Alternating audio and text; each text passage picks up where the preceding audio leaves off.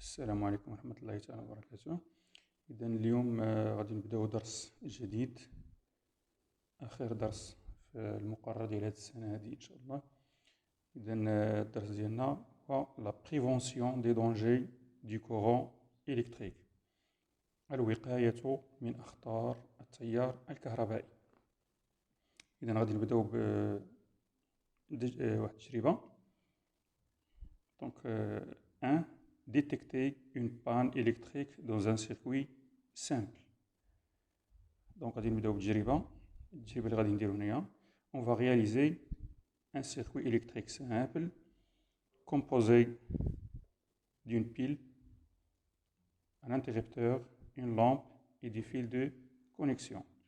Le circuit est fermé. الدارة الكهربائية راها مغلقة، ولكن الملاحظة اللي ممكن نلاحظو شنو هي؟ Donc, c'est que la lampe ne brille pas. إذا نلاحظوا بأن المصباح هنايا غير مضيء رغم أن الدارة الكهربائية مغلقة وكاين فيها ان جينيراتور. إذا في هذه الحالة هذه كاين هناك عطب، يوجد عطب في الدارة الكهربائية. Il y a une panne dans le circuit électrique. Donc, observation, on remarque que la lampe ne brille pas. Lorsqu'une lampe ne brille pas dans un circuit fermé contenant un générateur, cela signifie qu'il y a une panne. إذن هذا يدل على أن هناك عطب، une panne، عطب كهربائي dans ce circuit.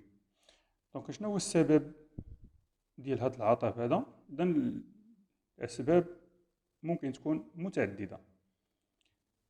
Donc les causes des pannes électriques، الأسباب ديال هذا العطب هذه ممكن تكون لا لامب غريي، المصباح يكون محروق، لا بيل ديتيريوري، لا بيل إما أنها خوات أو لا مبقاتش صالحة للاستعمال، فيل ديكوبي أو لا الأسلاك مقطعة، أو بروبليم دو كونتاكت أو الأسلاك مركباش مزيان في الأماكن ديالها. L'interrupteur mal utilisé، l'interrupteur إما أنه ما مركبش مزيان بطريقة صحيحة مع الأسلاك، أو لأنه مغلقش بطريقة جيدة. دونك دابا الطريقة كيفاش غادي نديرو باش نديتيكتيو هاد لابان هادي، كيفاش نبحث على هاد العطب فين كاين. دونك الطريقة، donc pour détecter la panne dans un circuit simple on utilise une lampe témoin. تنستعملوا واحد المصباح آخر، هذا المصباح هذا تيتسمى مصباح شاهد، مصباح شاهد، لامب témoin. كاين طريقة أخرى ممكن نستعملوا حتى الفولتمتر، ولكن هنا نشوفوا هاد الطريقة هذه. et on la branche en parallèle، تركبوا هاد لا لامب هذه témoin en parallèle avec chaque élément du circuit. Et on conclut que la pile est endommagée si la lampe témoin ne brille pas. هذا بالنسبة للا pile. Un récepteur، la lampe ou l'interrupteur ou les fils de connexion est en panne si la lampe témoin brille. Donc غادي رجعنا باش نفهمو أكثر، نرجع للسيركوي ديالنا هي هادي. دونك شنو تناخد باش بوغ ديتيكتي لا بان؟ شنو غادي ندير؟ غادي ناخد اون لامب هي هادي اللي سميتها ال،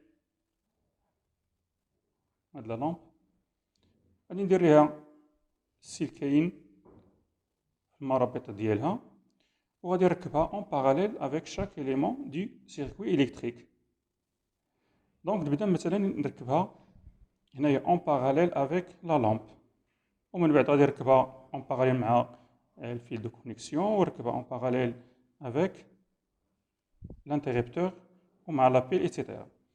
دونك تندور على لي زيليمون كاملين اللي كاينين في الدارة ديالنا، دونك بوغ ديتيكتي لا بان. دونك لنفرض الطريقة اللي غادي ناخد هاد لا لامب تيموان وغادي نركبها اون باراليل مع لانتيغيبتور.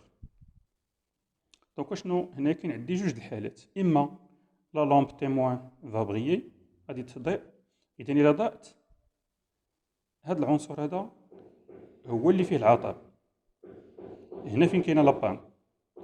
وإلا ما ضاءتش سي لا لامب تيموان نو بغي با، سيتادير هاد العنصر هذا ماشي هو اللي فيه لابان. لا ميم شوز بور نفس الشيء بالنسبة لا لامب أو لا لي فيل دو كونيكسيون، تنخلي لا بيل بوحدها. دونك بالنسبة لا بيل تركب معها حتى هي اون باراليل هاد لا لامب تيموان، ولكن هنا العكس ديال لي زيليمون اللي شفنا قبل. سي لا لامب تيموان بغي سيتادير كو هاد لا بيل هادي راه ما فيهاش عطب، راها بشكل جيد. سي لا لامب تيموان نو بغي با سيتادير راه لا بيل هي اللي فيها لابان. دوزيامون لو كور سيركوي. دونك نشوفو لو كور سيركوي، الدارة القصيرة، بالعربية هي الدارة القصيرة. دونك غادي نحاولو نتعرفو شنو هي الدارة القصيرة. Donc on va réaliser une expérience. On associe deux lampes en série avec une pile, puis on lie les deux bornes de la lampe L2 avec un fil conducteur. التجربة ديالنا هي هادي، غادي ناخدو ان سيركوي إلكتريك سامبل. شنو كاين فيه؟ كاين فيه لا بيل، كاين فيه لي فيل دو كونيكسيون، وكاين فيه دو لامب L1 L2. دونك هنايا غادي السيركوي راها سيركوي فيرمي، دونك لي دو لامب بري، دونك ما كاين حتى شي اشكال. دونك شنو غادي نديرو؟ غادي ناخدو سلك وغادي نربطوه او بورن دو لا لامب L2 بهاد الطريقة هادي، غير سلك. دونك هاد العملية اللي قمت بها هنايا تتسمى كور سيركوي. كور سيركوي. أحدثنا هنايا دارة قصيرة، دارة قصيرة. شنو الملاحظة اللي ممكن تلاحظوا هنايا؟ لا لامب L1 بغي، لا لامب L2 سيتان طفات.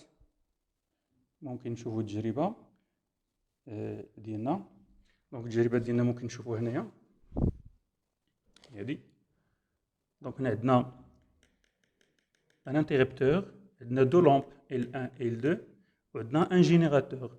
دونك السيركوي ديالنا هي هادي راه مركبة. واش بان مزيان؟ دونك شنو غادي نديرو دابا؟ غادي نغلقو الانتيغيبتور، غادي نغلقوه باش يضيئو لنا المصابيح. ومن بعد شنو غنديرو؟ غادي نربطو المربطين ديال هاد لا لامب هادي بواحد السلك، يعني غادي نديرو كور سيركوي. اذا نشوفو التجربة. دونك هو غادي يغلق الانتيغيبتور. دونك لي دو لامب تتشوفهم تيضيئو بشكل عادي. هو غادي يدير الكور سيركوي. فوالا. دونك هادي شنو وقع لها؟ طفات، ولكن هادي الإضاءة ديالها تزادت. هادي طفات، هادي الإضاءة ديالها تزادت. دونك تنقولو بأننا أحدثنا دارة قصيرة، ان كور سيركوي. دونك نرجعو هنايا الدارة ديالنا باش تلاحظو الفرق مزيان.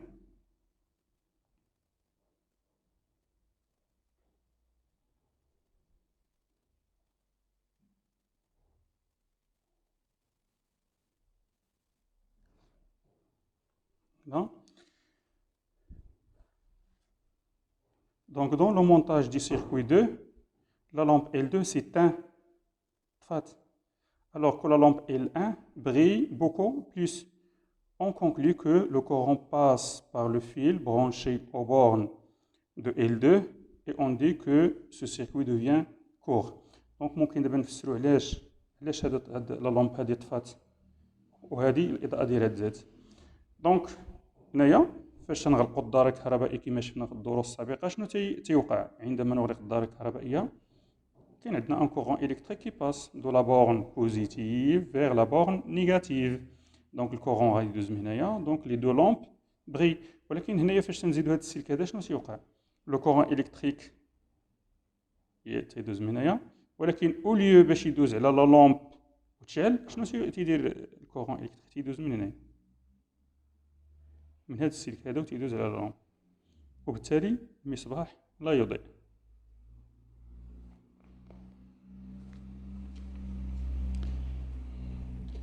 دونك هاد الكور سيركوي اللي درنا هنايا راه عنده دي دونجي، عنده اخطار. دونك غادي نحاولوا نشوفوا شنو هي هاد الاخطار هادي. دونك اون فا رياليزي ان سيركوي électrique. دونك غادي نحاولوا نديروا واحد الدارة كهربائية تجربة. Donc on réalise un montage constitué d'une lampe en série avec de la laine de fer et une pile, puis on court-circuite la lampe. إذا هنايا في الدارة الكهربائية ديالنا التجربة عندنا لا بيل، عندنا دي فيل دو كونيكسيون، عندنا لا لامب، ولكن زدنا هنايا لا لين دو فير أو لا باي دو فير، صوف الحديد، صوف الحديد هو الجيكس، الجيكس اللي تنستعملو في المنازل ديالنا. دونك من بعد شنو غادي نديرو؟ غادي نديرو كور سيركوي لهاد لا لامب هادي، يعني غادي نزيدو واحد السلك هنايا. إذا إلا زدنا هاد السلك هذا هنايا شنو غيوقع؟ كما شفنا في التجربة السابقة، هاد لا لامب هادي راه ما غاديش تبقى شاعلة. دونك ممكن نشوفو التجربة عاود هنايا. دونك التجربة ديالنا هي هادي، كاين عندنا لا بيل هي هادي، كاين عندنا لا لامب، السيركوي ديالنا هو هذا، ولكن زدنا جيكس هنايا، لين دو فير. المصباح راه مضيء شاعل. هنا هاد السلك هذا هو اللي غادي نديرو به هاد الزرق، هاد السلك الزرق هو اللي غادي نديرو به الكور سيركوي، راه راكب غير هنا وما راكبش في هنايا. إذا عاد غادي نزيدو هنايا باش نديرو الكور سيركوي، وغادي نشوفو شنو ممكن يوقع. إذا نتابعو التجربة. دونك غادي نديرو الكور سيركوي، مزيان. شوفوا لا لامب راه طفات. دابا شنو يوقع؟ لا لين دو فير. دونك تشوفوا بان راه تتشعل فيه النار، تتحرق.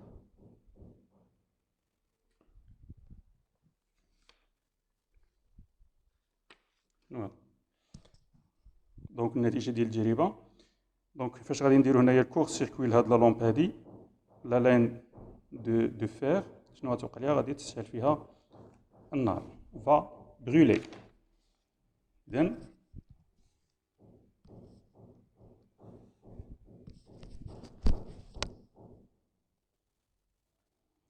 la laine de fer brûle, تحرق.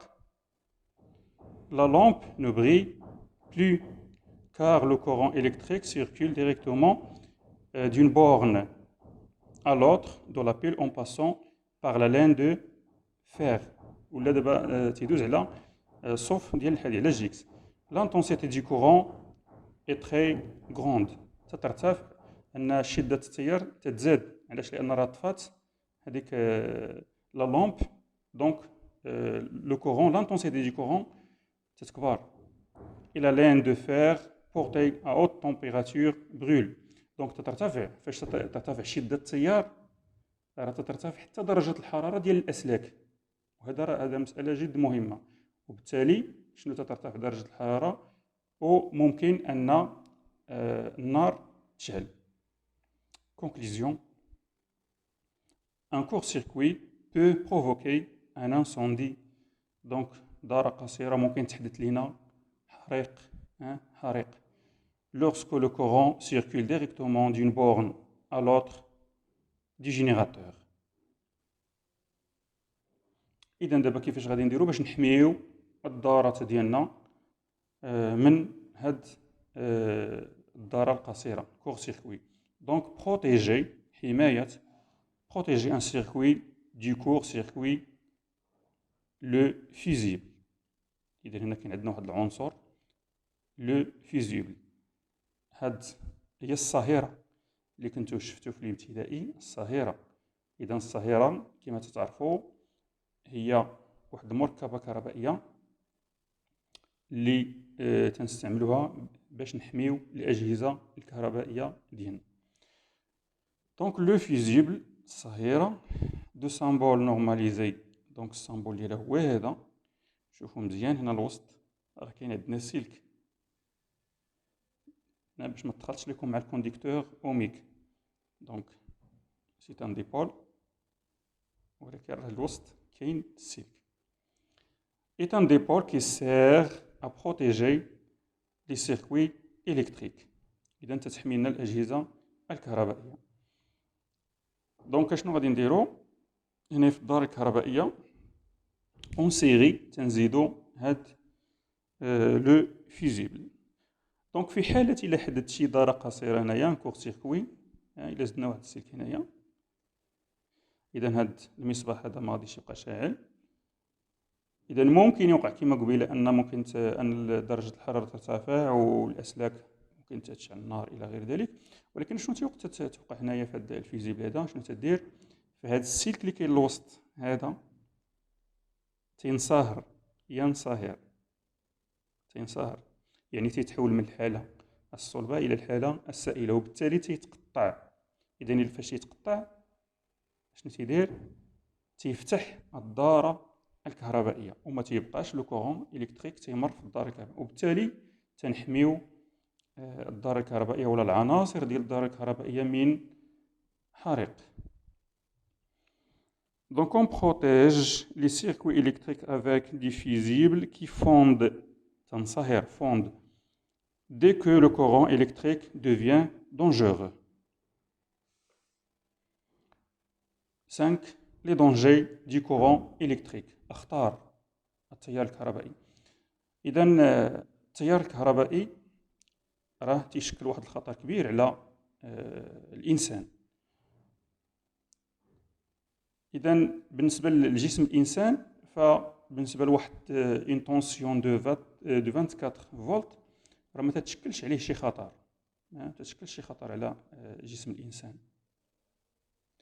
ولكن أبارتيغ دو 70 فولت، من 70 فولت هنا راه تيبدا الخطر على جسم الإنسان، خاصة إذا كان جسم الإنسان مبلل بالماء مويي. إذا كان جسم الإنسان مبلل بالماء. إذا حنا في التركيب الكهربائي المنزلي اللي عندنا راه شحال عندنا من التوتر؟ قيمة التوتر راه 220 فولت، يعني توتر اللي تيشكل واحد الخطر كبير على الصحة ديال الإنسان. إذا كاين عندنا l'électrisation et ses effets. شنو هو l'électrisation? Lorsque le corps d'une personne est traversé par un courant électrique, on dit qu'elle, c'est-à-dire la personne, subit une électrisation. تكهرب. فاش تيمر التيار الكهربائي في جسم الإنسان تنقولوا بأنه تكهرب، راه غير تيمر التيار الكهربائي تنقولوا بأنه تكهرب. ولكن بعض المرات المرور ديال التيار الكهربائي في جسم الإنسان ممكن يؤدي إلى الوفاة لا قدر الله، ممكن يقتل.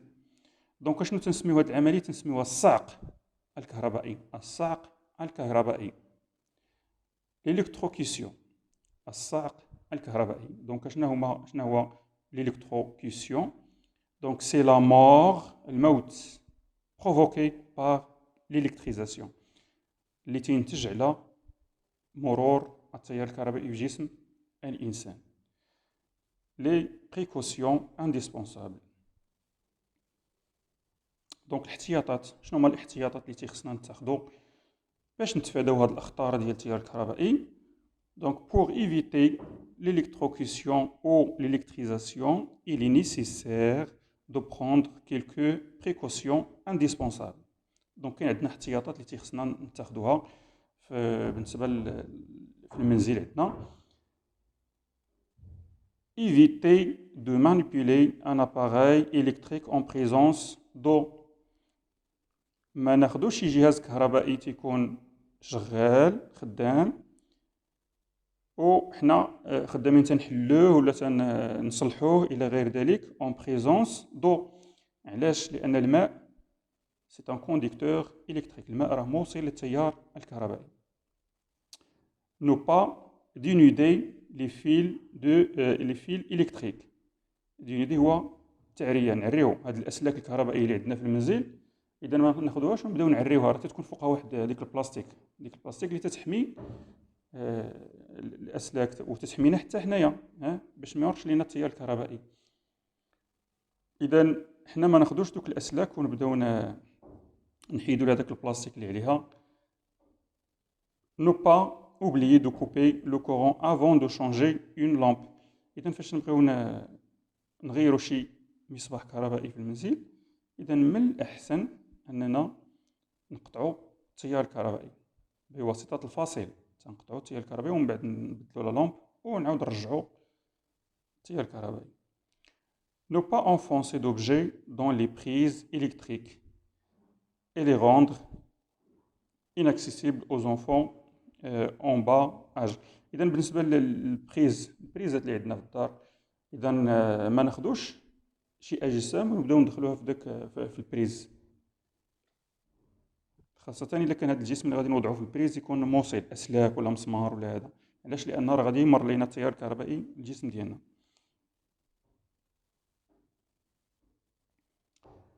Ne pas ouvrir d'appareil électrique en fonctionnement.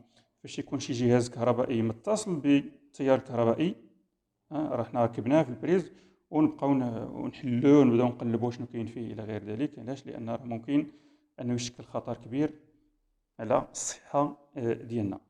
اذا هذا هو الدرس ديالنا. شكرا لكم على التتبع.